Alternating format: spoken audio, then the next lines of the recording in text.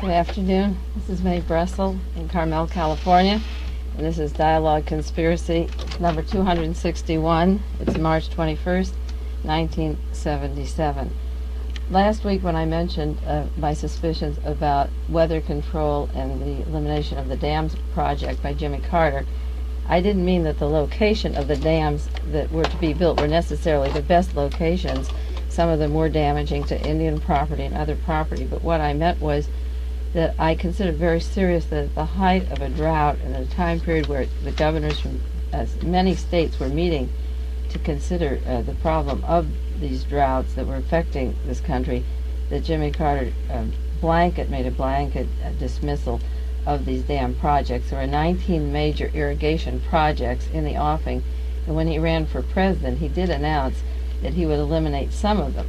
But this was a big elimination of many, many millions of acres and many millions of wheat that would grow, and we need the farming jobs, and there are places where the dams would be useful. There's an example in South Dakota where the farming area, if it had the dams, there were 500,000 acres that could provide drinking water for 17 cities and towns and provide benefits for the people there. But by eliminating these dams at the insistence of a handful of farmers, it puts the entire state in jeopardy. It would be like several farmers in Flinders Valley deciding that they can have water and that other persons can't have water for small farms and projects. And I've studied the weather modification from Nazi Germany, the ability to control our weather from the satellites, and the ability to cause droughts, to cause snow, to create snow, and to use these droughts for purposes of eventual famine. I don't want to go into it at length today, but it is a subject that I could do an entire program on, and I feel it's very dangerous when a farmer from Georgia who isn't hurt by the weather modifications begins to alter a state such as California or the West, Idaho, Iowa, Nevada, New Mexico, South Dakota, the Midwest, and they're getting these severe droughts, and the East are getting their severe snowstorms. I think you could compile, which I've done, a strong case for believing that an investigation should be made into why we're not looking to the future to utilize water so that the most amount of citizens get a fair shake at the available water. Another subject that I briefly touched last week was on the ban of saccharin, and I talked about my suspicions about the way it was taken off the market with such haste. And after that program on Dialogue Conspiracy, the next day in the New York Times, there was, in the Wall Street stock market section, there was an article called Action in Sweet Stocks, and it said the jitters rattled the stock market yesterday, but sugar-related issues managed to go up. There was a burst of buying. Thursday proved a buoyant session for sugar-related stocks in response to the proposed ban on saccharin. Gains were registered by Holly Sugar, Amstar, Amalgamated Sugar, and Great Western United States. Similarly, the major soft drink issues, notably Coca-Cola and Pepsi-Cola, produced brisk price rebounds after their weakness in early sessions. Considering that Jimmy Carter was put in with close associations with the Coca-Cola people, you remember Richard Nixon was called the Pepsi-Cola president. Jack Anderson wrote an article about whether we were electing Pepsi-Cola or Coca-Cola into the White House. The Attorney General, Mr. Bell, is the lawyer for Coca-Cola. One of the largest offices in the United States happens to be in Georgia. The Coca-Cola people have supported Jimmy Carter. He's known as the Coca-Cola president, and therefore it seems very strange that he's in office just 2 months. All of a sudden the dosage would be the equivalent of 7,000 Diet Colas given to a rat could possibly cause cancer, is excuse to take saccharin off the market at this time. And if you turn to the back pages of your Wall Street Journal and your New York Times, you see that the stock market goes up and the sugar rally went up really high. That's interesting because I'm sure the diabetics wouldn't use the sugar anyway, but people who don't have diabetes, like myself and many other people who do like these products, will be deprived of them. And the sugar industry is hopping again and the stocks are going up. And of course, in the same article, it goes on to say that IBM moved up last week and we're selling thousands of shares, and that's interesting because we know Jimmy Carter's cabinet is stacked with directors from the IBM company. One other matter I did want to talk about briefly was WBAI in New York. We've talked about it on Dialogue Conspiracy before. the controversy they had over free programming and programs such as Dialogue Conspiracy and how it was taken off the air, and then the controversy of new station managers being brought in and firing the people that had this type of talk program going. Well, BAI is off the air now, and the 7 people who were fired for having free speech programming were now put in jail. They're in jail now, or were arrested this week, because they didn't want to leave the station. They had it in a semi-state of siege. But I got the background on the program director who was partly responsible for all these firing. His name is Pablo Yoruba Guzman, and he, when he was younger, was a member organizer of the Young Lords, a Puerto Rican group in New York City. And I got the application, the job application, a resume of Mr. Guzman, and the important thing about him, besides his training in Mexico City with Ivan Illich, the director of an institution down there, and his large minuses of years where he doesn't explain where he was, and his time period in his resume is filled with all kinds of question marks. He worked at one time with IBM, then he worked with McGraw-Hill, the publisher. But the interesting thing is that he evidently didn't go in the Army during the war and was put in the federal prison in Tallahassee in 1974, and then completed his parole. It was under the 2 counts of selective service violation that he was put in this prison, federal prison in Florida. But he said in his resume, I was paroled from Tallahassee February 74 and completed parole by May 75. For reasons unknown to me, as I didn't apply for it, I received a pardon from Gerald Ford in February of 1976. I helped found the Young Lords Party.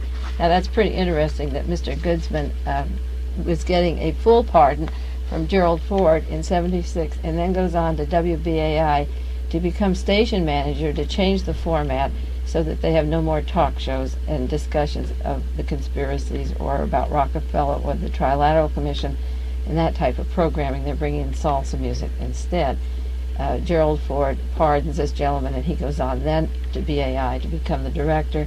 And one of the references he gives for the job is Geraldo Rivera from WABC News TV, who's one of the most deliberate cover-ups of the conspiracies in the news media, along with Dan Rather and Cronkite and those other creeps.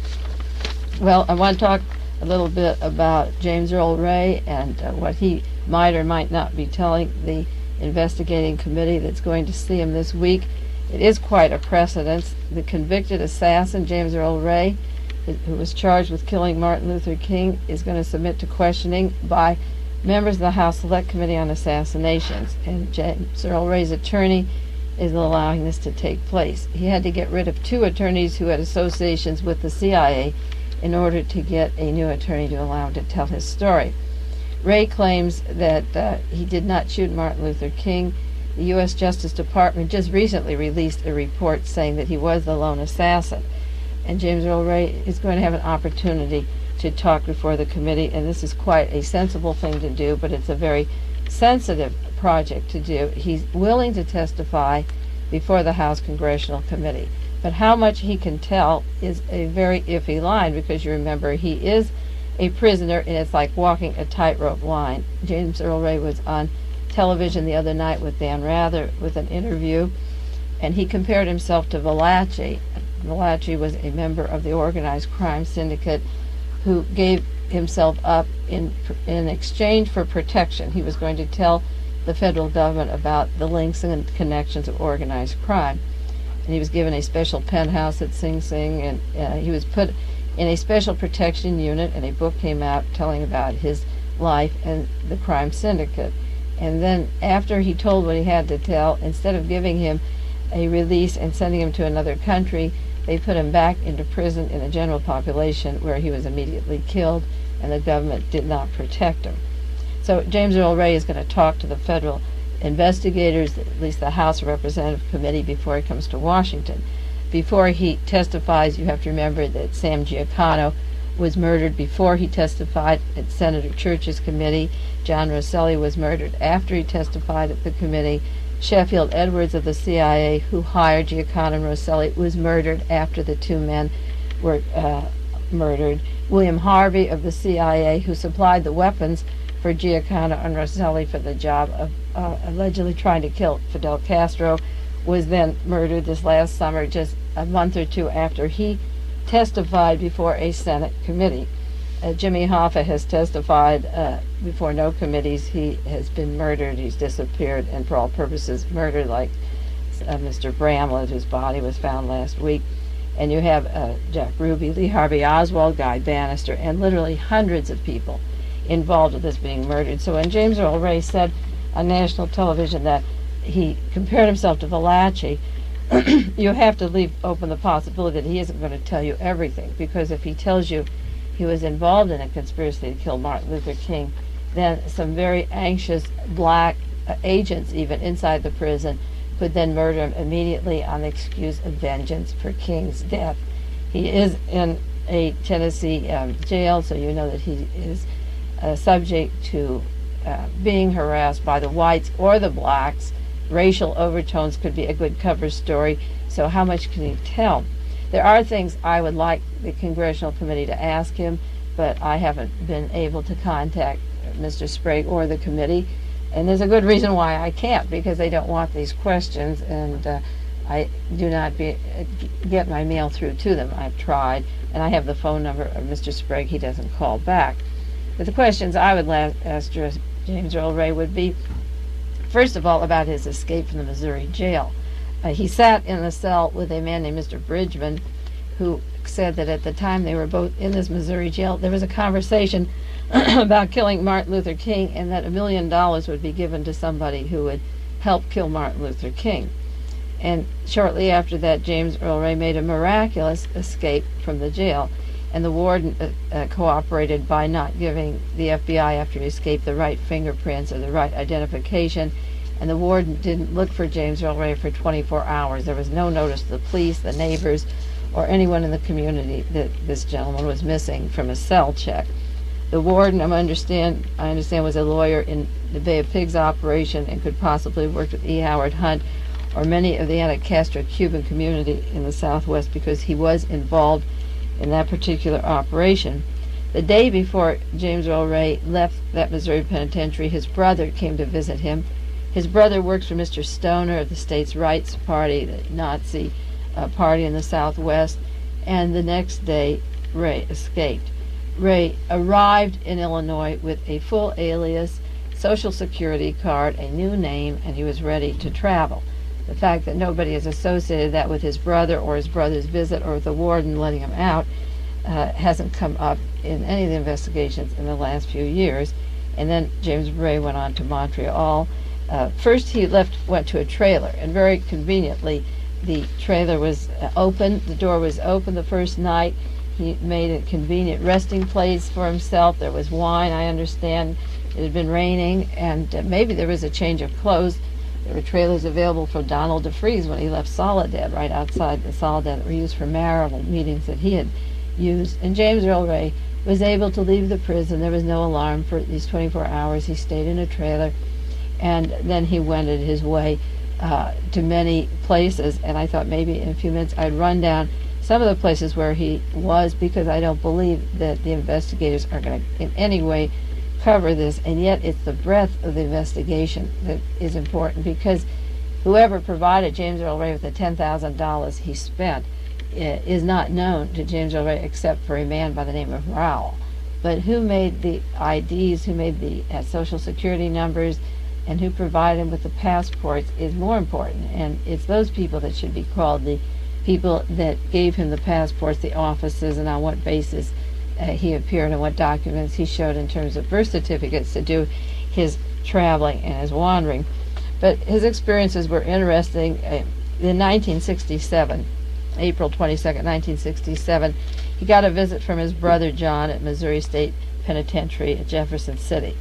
April 23rd, he was missing from Missouri State Penitentiary. From April 23rd to 29th, he went across the river to Kansas and then to St. Louis, where he called a friend, and then he caught a bus to Chicago. On April 30th, he stayed in Chicago, and then he used the name John Larry Raines, R-A-Y-N-S, and his Social Security number and his card, he had a full card identification, was 318-247098. And he stayed in a rooming house there until June 25th. He ran an ad in the paper, in the Chicago Tribune, and got a job in a restaurant in Winnetka, Illinois, and he did pretty well. He was just out of prison, and he made $107 a week, which is for a little over $400 a month. And he worked there. His brother Jerry Ray worked 10 miles away from him at this same restaurant. He was making $400 a month, and his brother Jerry was 10 miles away, and his sister Susan Ray was very near, and he was described as industrious, sober, neat, and quiet. Then he brought a Chrysler from a private owner. He saw an ad in the paper. He got a temporary driver's license. He visited from some friends in St. Louis. He sold the Chrysler, and he bought a Plymouth. Then he traveled by way of Indianapolis, and he went into Canada. He went to Toronto, and during Canada, Montreal. And then he signed a 6-month lease at an apartment there, $175 he put down in advance for 2 months' rent. Then he went to the Tip Top Tailors in July of '67 and fitted himself with suit and slacks and shirts and swimming trunks, socks, underwear, pajamas, spent several $100s on his clothes. Then he was fitted with another suit that was mailed to him to Birmingham, Alabama, and he stayed at a hotel. He had manicures and services at the hotel, and went to a bar called Neptune Bar in Montreal, where he met Raoul, R-A-O-U-L. And Raoul then made arrangements to meet him in the South. He claimed that he did some smuggling for Raoul between Canada and Detroit. He sold his Plymouth in Chicago in August, took the train to Birmingham, Alabama, checked into a hotel there, opened a safe deposit box, received a letter, and then there was $2,000 cash, and he bought a new Mustang, and he kept one set of keys, and Raoul kept the other.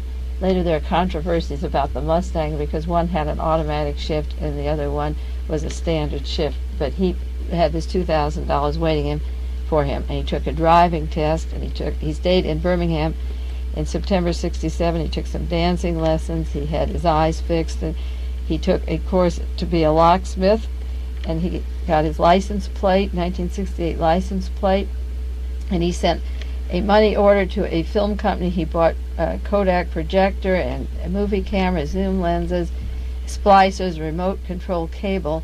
It doesn't say where he used his camera, what kind of pictures he took, but he bought a lot of expensive camera equipment and with this money that he had.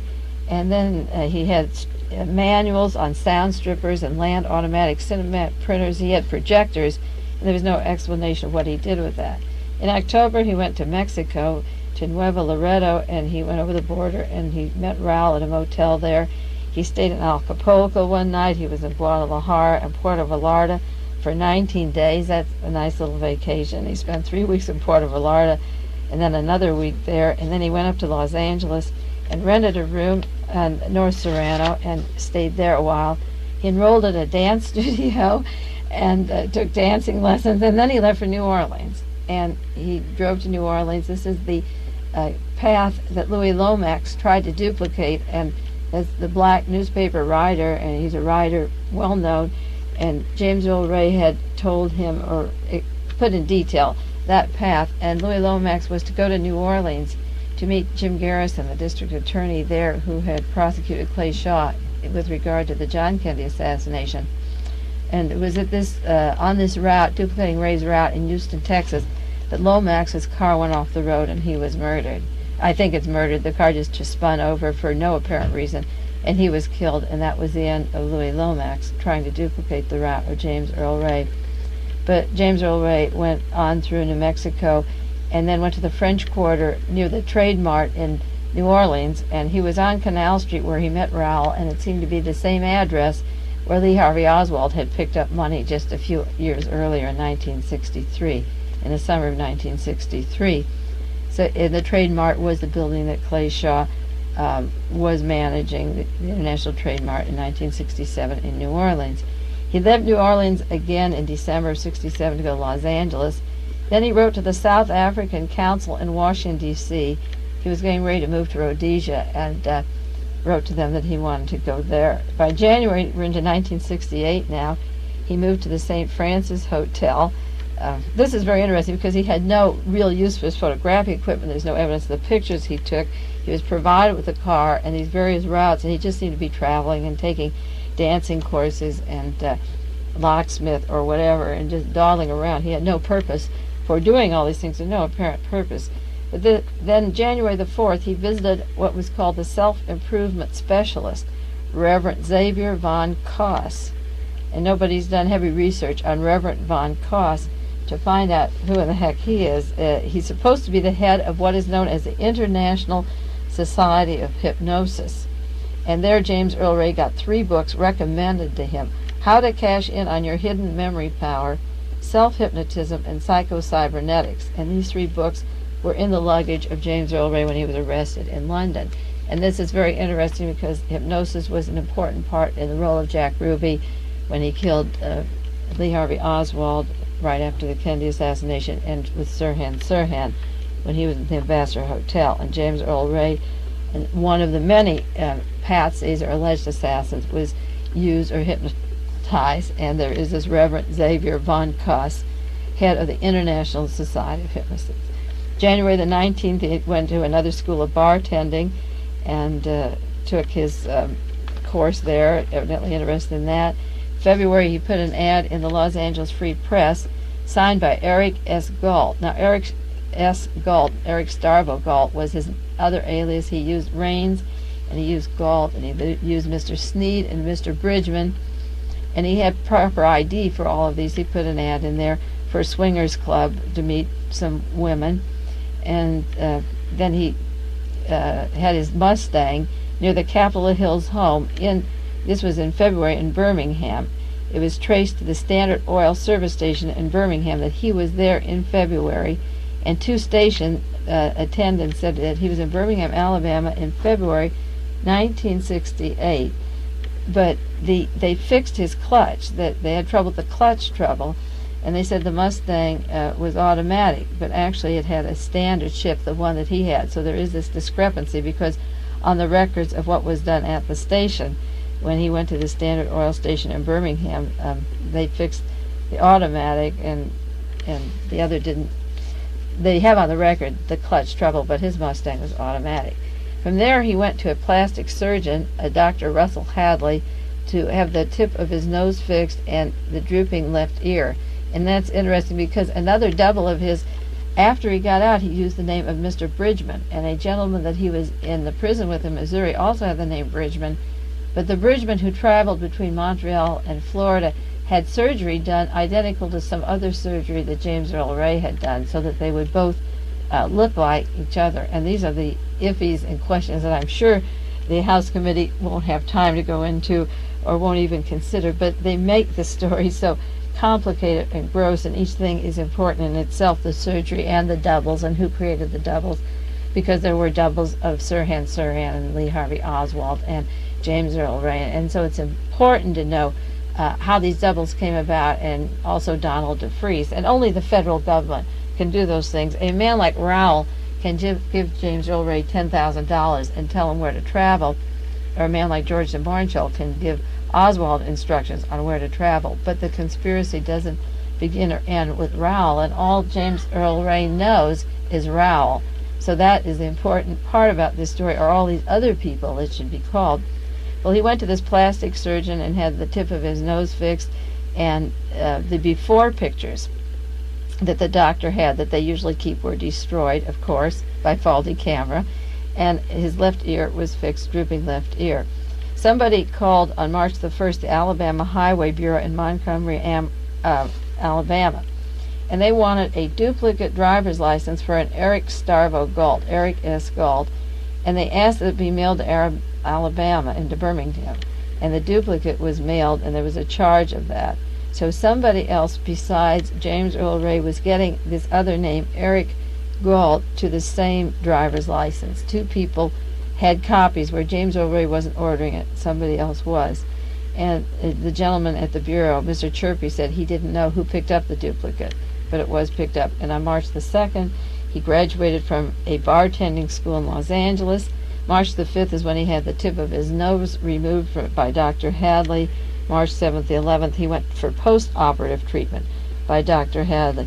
Now, it would be interesting to do research on Dr. Hadley to find out if he had any use of hypnosis on James Earl Ray, because many surgeons are known as hypnotists. I know of some. In fact, I got a letter this week about somebody regarding a law case, and they needed a hypnotist to come in and find out the truth of the matter, and the hypnotist was a surgeon. So it'd be interesting to know if Dr. Hadley in Los Angeles was really treating James Earl Ray for surgery, or whether the hypnotism was coming into him, because this was in March. And did he really have the ear fixed? And the before pictures aren't showing, so we don't know. And it'd be interesting to know what he did and get him to testify, because he was in the office several times for the surgery and for the post-operative treatment. On March the 9th, Galt was supposed to have phoned and turned down a bartending job. He graduated from bartending school and used the name Galt, and then turned it down. And March the 15th, Ray got a letter from Raoul and told him to come back to Atlanta, Georgia. And so he gave his change of address to Atlanta, Georgia, and he departed from California March 17th and went directly to New Orleans first. He arrived there in March, and then Selma, Alabama, March the 22nd, and then he drove from Selma to Birmingham, and then to Atlanta, and he rented a room in Atlanta for a short while from March 25th. Now, Mr. Galt, Eric Galt, was James Earl Ray, and Raoul drove to Birmingham, Alabama, where they registered at a travel lodge and bought a high-velocity rifle at a supply place near the airport. On March the 30th, the next day, they exchanged the rifle that they bought for a similar one, and the salesman remembered them. The first one was supposed to be faulty and wouldn't fire, and then they returned to Atlanta.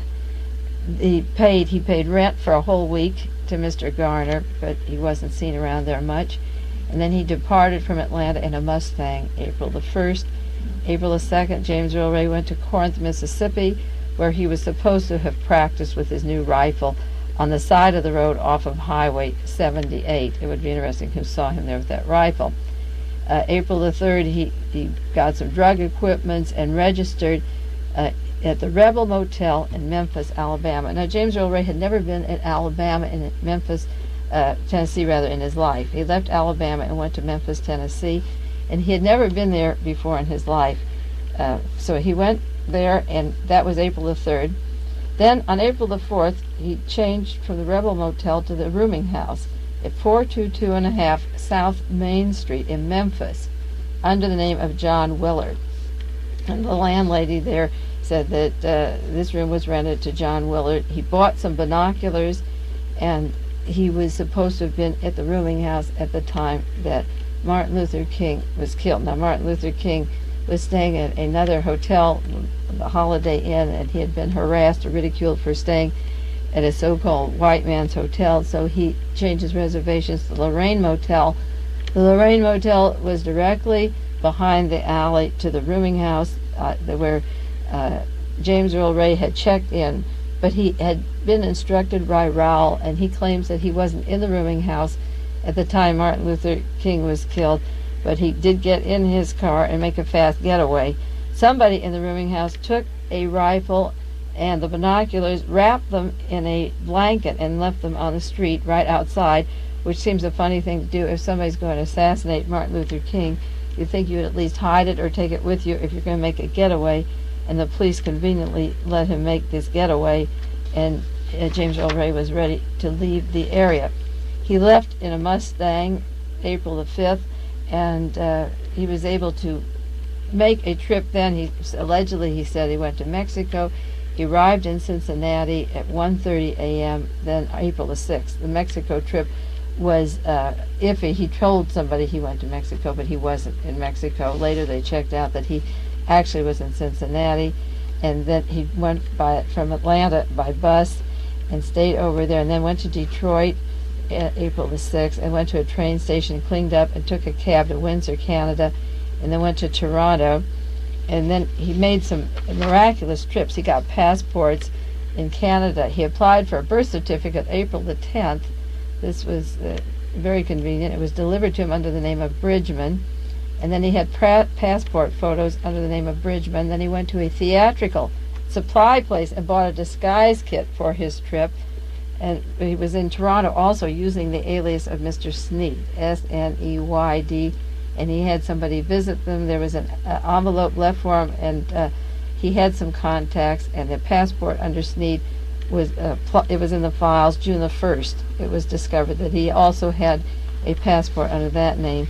April the 19th, he took a room at Notre Dame West in Montreal. He checked the ships. He needed a passport, so he went back to Toronto, and he cased the Toronto area, and then he flew to London. He got an airplane ticket and flew to London and was there overnight, and then flew to Lisbon and stayed at the Hotel Portugal in Lisbon, and he was supposed to be there several nights. He visited several cafes, including one called the Texas Bar and one the California Bar, and then he went to the Canadian Embassy and changed his passport on May the 15th from Sneed, S-N-E-Y-A, to S-N-E-Y-D, and left Lisbon and went to London by air, and he was supposed to be going to Rhodesia. He went back to London for some strange reason and checked in at a hotel in London, and there was a man with him when he checked in the hotel. He went to the New Earl's Court Hotel in London, and the receptionist said that he was in the company of another person. That was May 28, 1968. And he left there with his luggage for the airport.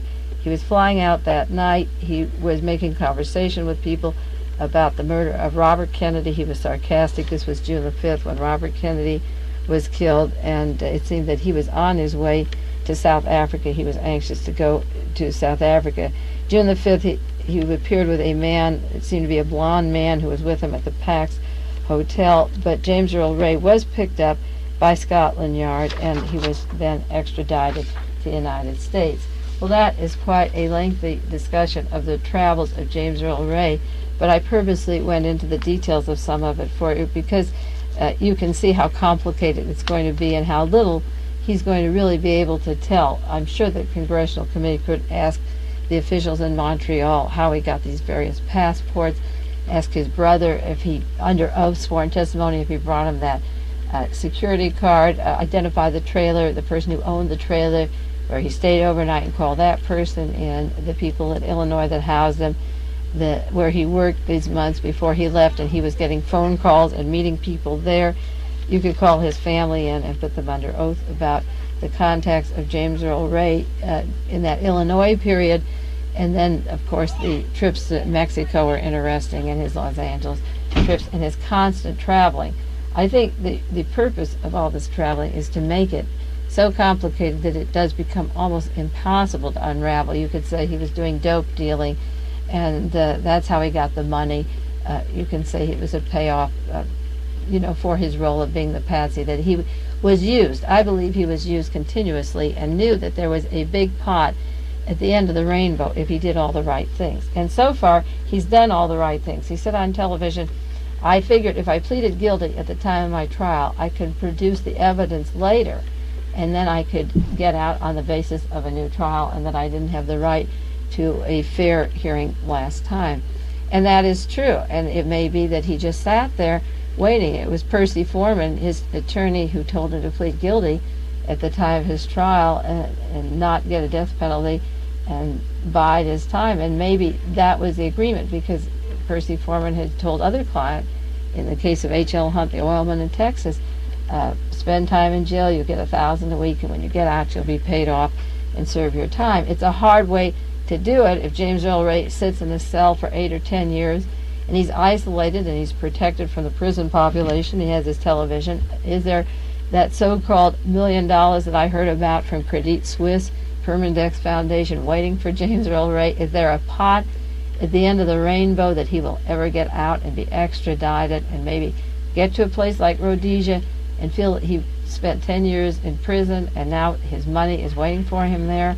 That's a good question. Or will the federal agents murder him and keep the money, which they've done before? They've made deals with people similar to the movie The Borgia Stick, if you ever saw that, where they did their assignments, and then when they were ready for their passports and for the payoff for what they had done, they were to go to another country.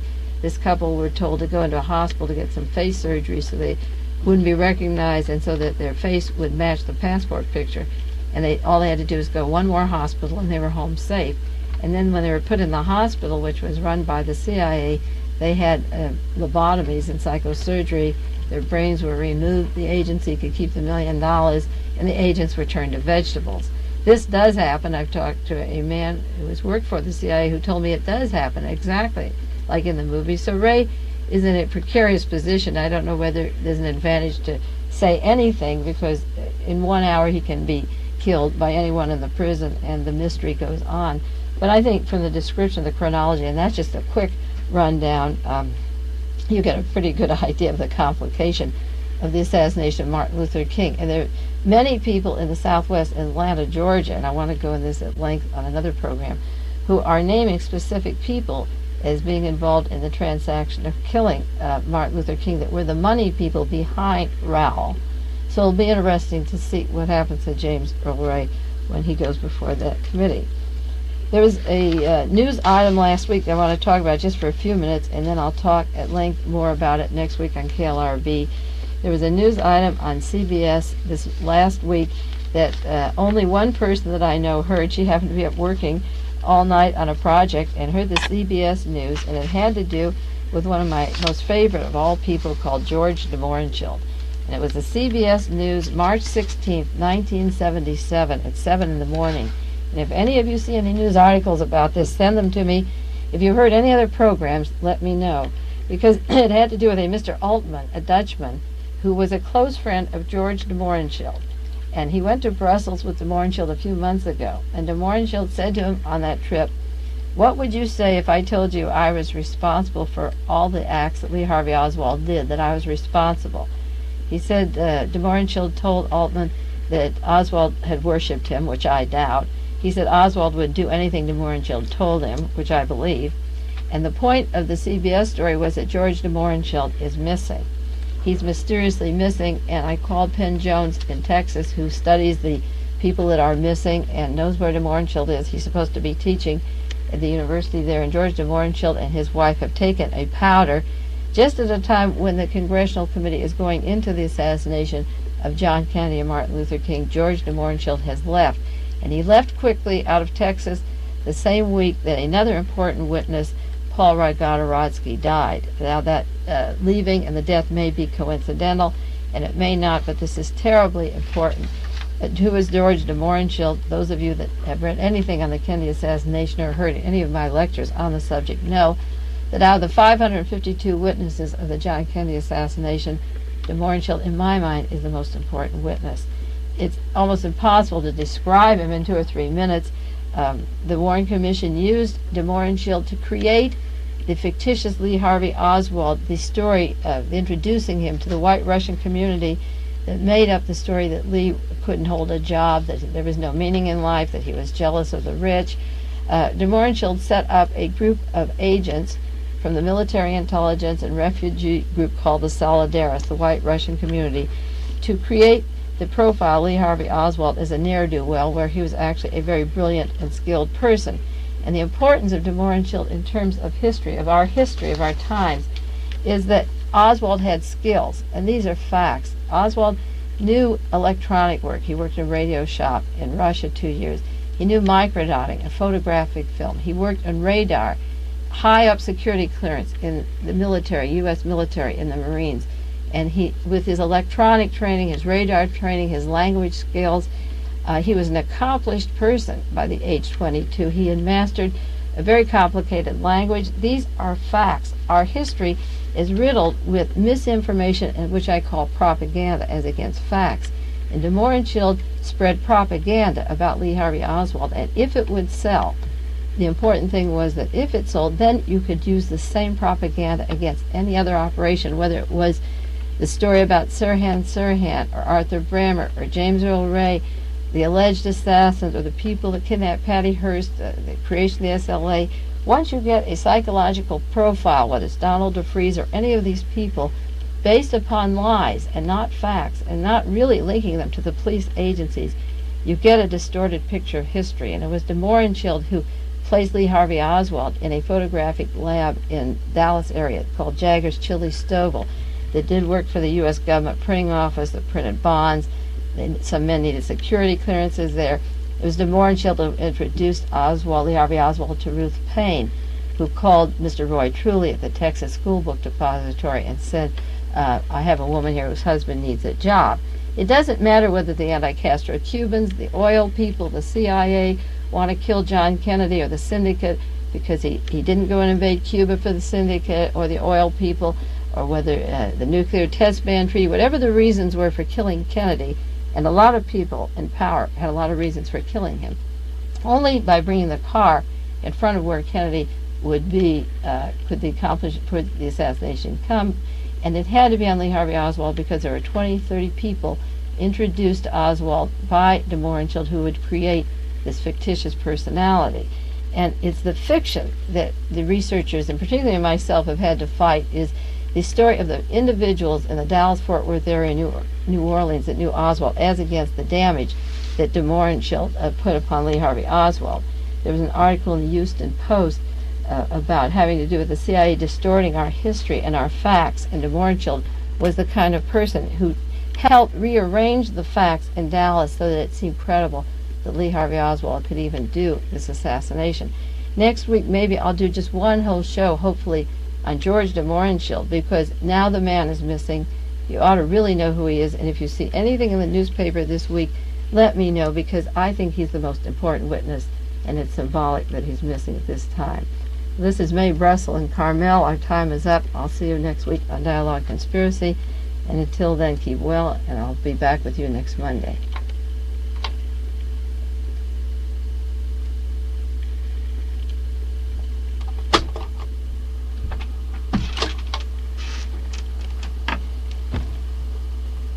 I think I'll be next Monday.